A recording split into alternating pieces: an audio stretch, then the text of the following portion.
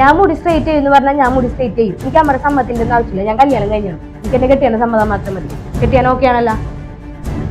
ഇനി ചേട്ടായുടെ വായ തന്നെ കേൾക്കണമെന്ന് എനിക്ക് കേൾപ്പിച്ചരാ. ചേട്ടായി സമ്മതമാണോ? സമ്മതമല്ലേ? അല്ല ഞാൻ നിന്ന് കഥകളി കാണിക്കാണ്ട് പറ. അല്ല സമ്മതമാണെന്ന് പറയണോ അല്ല എന്ന് പറയണോ? സമ്മതമാണെന്ന് പറ. സമ്മതമാണ്. കേട്ടല്ല? ശരി എന്നാ.